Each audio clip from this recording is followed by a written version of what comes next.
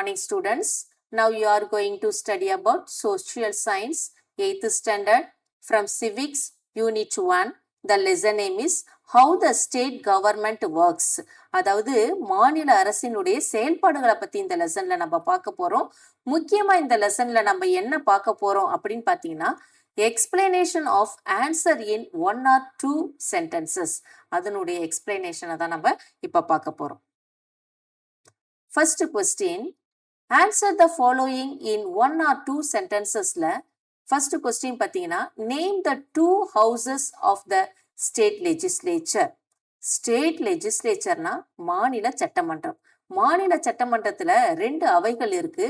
2 housesனா 2 அவைகள். அதனுடைய நேம் கேக்குறாங்க. ஆன்சர் பாத்தீங்கன்னா the upper house is called the legislative council. Appar ஹவுஸ்னா மேலவை. மேலவைக்கு இன்னொரு பெயர் என்ன அப்படின்னா சட்டமன்ற மேலவை. லெஜிஸ்லேட்டிவ் கவுன்சில்னா சட்டமன்ற மேலவை.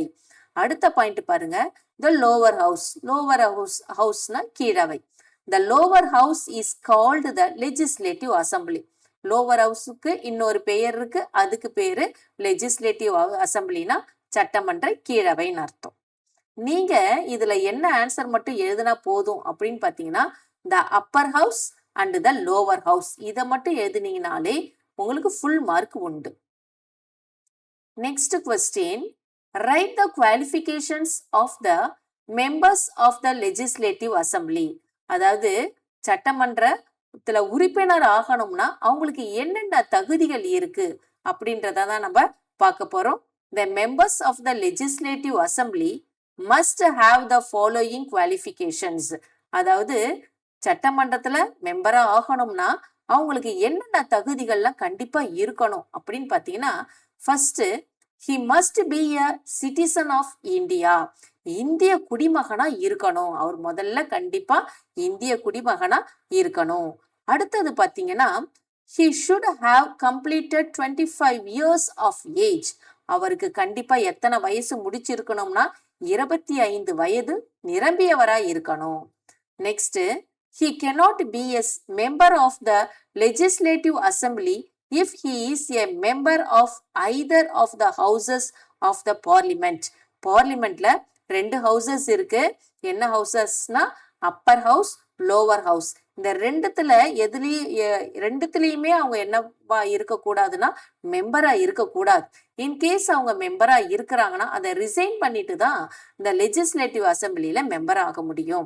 அப்ப இந்த பார்லிமெண்ட்ல மெம்பரா இருந்தாங்கன்னா லெஜிஸ்லேட்டிவ் அசம்பிளில மாநில சட்டமன்றத்துல அவங்க உறுப்பினரா ஆக முடியாதுன்றத மென்ஷன் பண்றாங்க.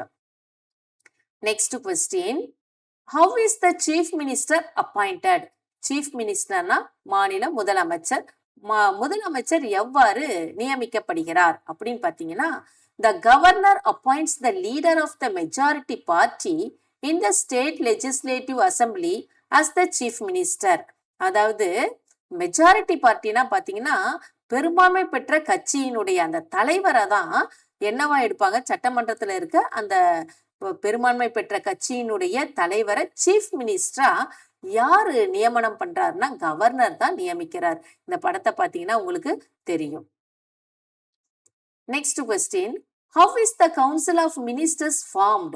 council of ministers எப்படி ஃபார்ம் பண்றாங்க அப்படின்னு பாத்தீங்கன்னா the chief minister choose his minister from the MLAs of his party.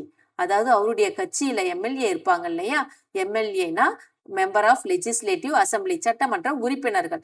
அவங்களதான் இவரு சீஃப் மினிஸ்டரா தேர்ந்தெடுக்கிறாரு. Minister for various departments headed by the chief minister is called state government. அதாவது நிறைய துறைகளுக்கு இந்த மினிஸ்டரை இவருடைய ரெக்கமெண்டேஷன், சீஃப் மினிஸ்டருடைய ரெக்கமெண்டேஷன்ல தேர்ந்தெடுக்கிறாங்க. ஸோ இவங்கெல்லாம் சேர்ந்துதான் ஒரு அரசு மாதிரி கவர்மெண்ட்டை செயல்படுறாங்க. Thank you students. இதனுடைய நெக்ஸ்ட் வீடியோவை நெக்ஸ்ட் பார்ட்ல பார்க்கலாம்.